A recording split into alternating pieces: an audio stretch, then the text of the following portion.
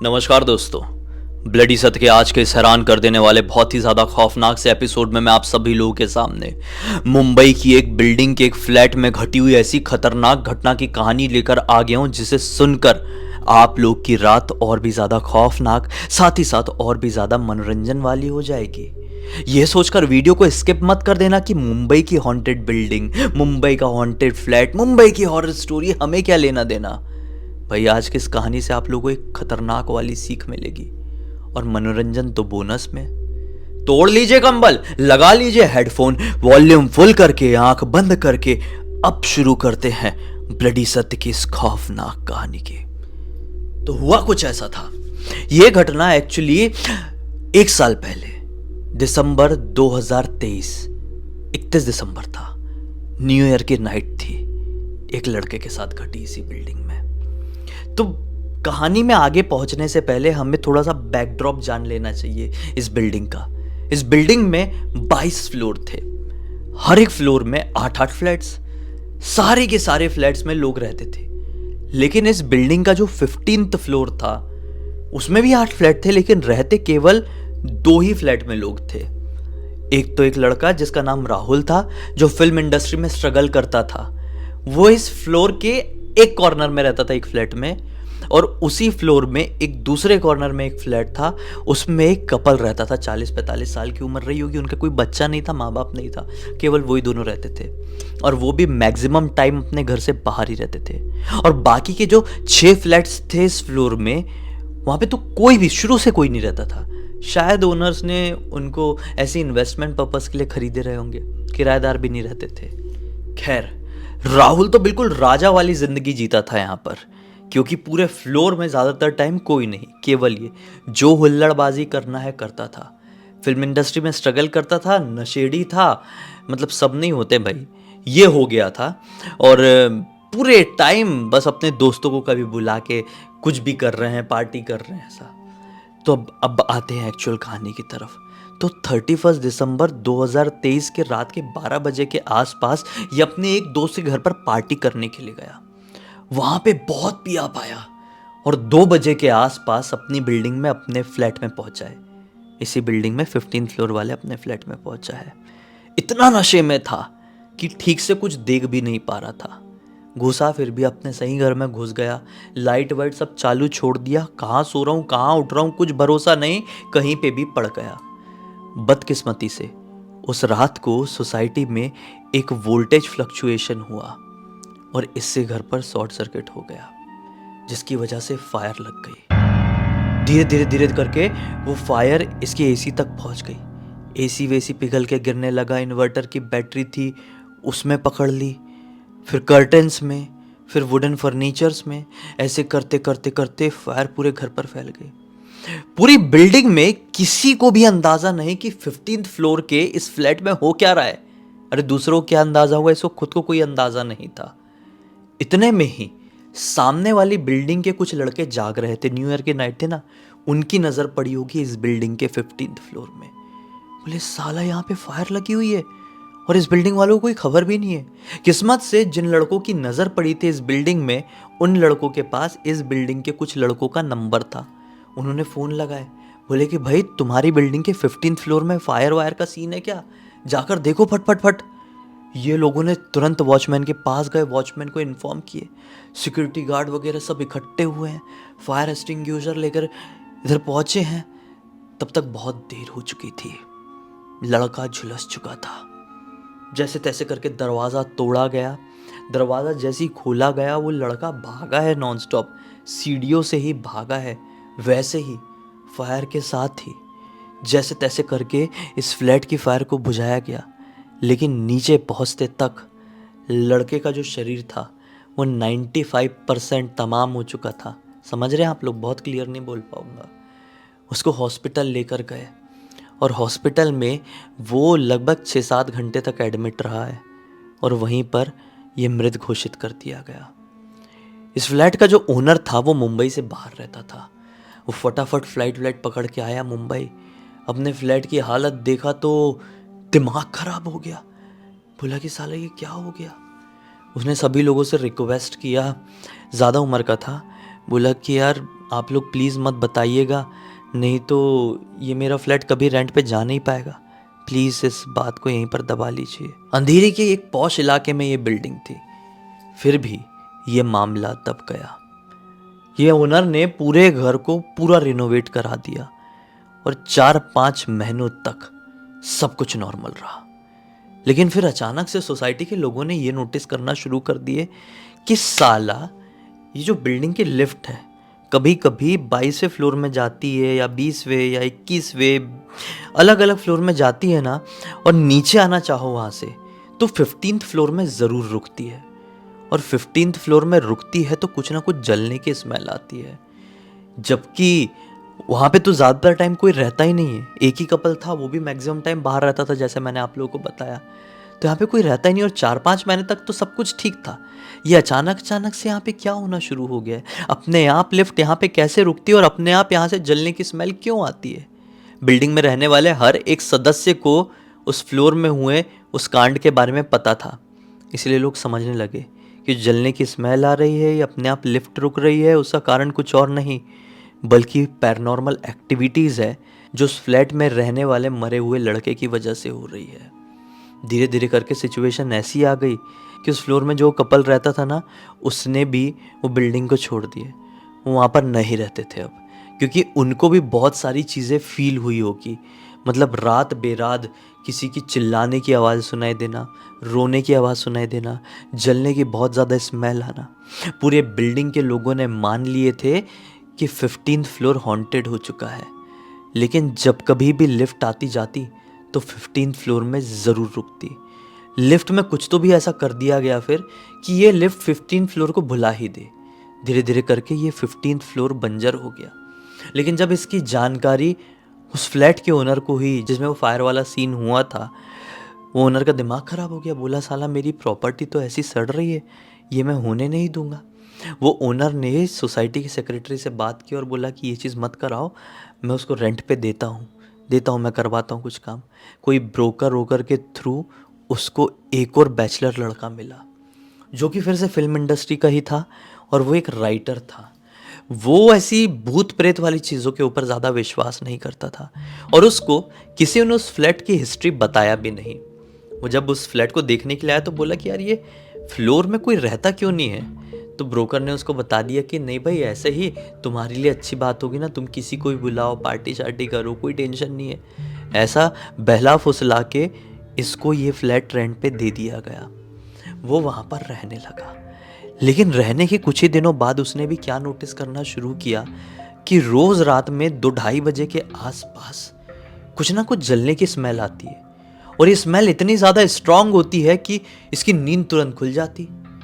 उठ के किचन में देखता, बाथरूम में देखता, हॉल में देखता, लेकिन कुछ भी इसको दिखाई नहीं देता।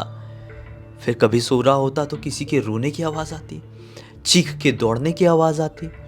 मतलब ये अकेला रह रहा था फिर भी ये अकेला नहीं था उस फ्लैट में। इसको ये फील होने लगा।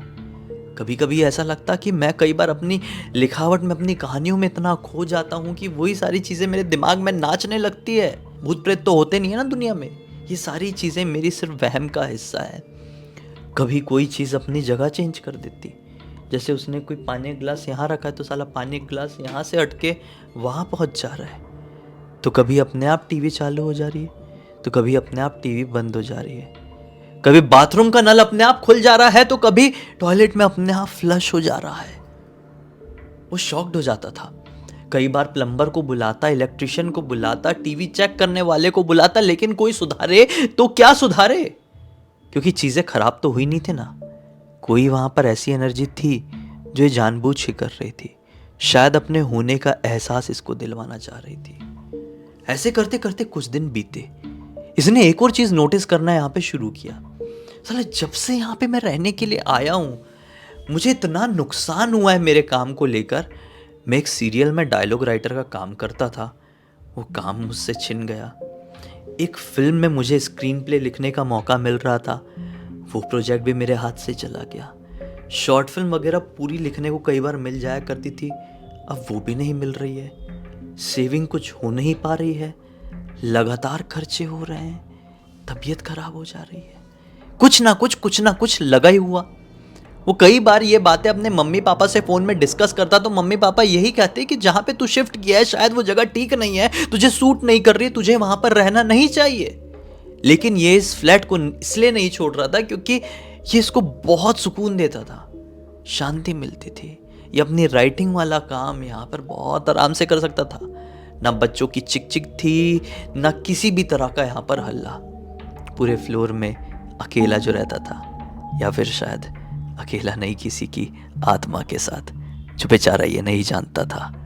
खैर, ऐसे करते करते कुछ दिन बीते और एक दिन इसको लिखने का कुछ मन नहीं कर रहा था।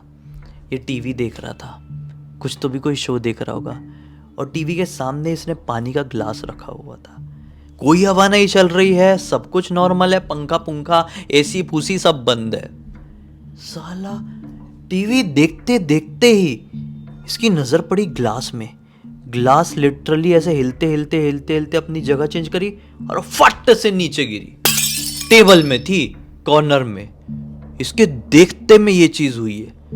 इसका दिमाग वहीं पर फट गया। बोला इसकी ऐसी तैसी, बोला यहां पे मैटर तो है, ऐसा नहीं है कि ये जगह मुझे फल फूल नहीं रही है, भूत प्रेत वाला कुछ मैटर है। आज जीवन में इसे पहली बार ऐसी चीज का आभास हुआ था। आभास तो बहुत दिन से हो रहा था, लेकिन ये नोटिस नहीं करना चाह रहा था, समझना नहीं चाह रहा था। आज ये समझा। बोला कि साला ये तो है, लेकिन ठीक है ना, ये चीज कोई नुकसान नहीं पहुंचा रही है। लेकिन क्यूरियोसिटी मन में आई, राइटर दिमाग, जानना है, तह तक जाना है। तो इसने सोचा कि इतने दिन से मैं इस बिल्डिंग में रह रहा हूँ, मैंने किसी से भी कम्युनिकेट नहीं किया, बातचीत नहीं किया। मैं थोड़ा निकलता हूँ, यहाँ के बड़े बूढ़े लोगों से बातें करता हूँ, वॉचमैन, सिक्योरिटी गार्ड, लड़के लोग, थोड़ी पहचान बनाता हूँ। ये कुछ दिनों तक घूमना फिरना शुरू किया और पता लगाने लगा कि क्या सीन था, क्या सीन था।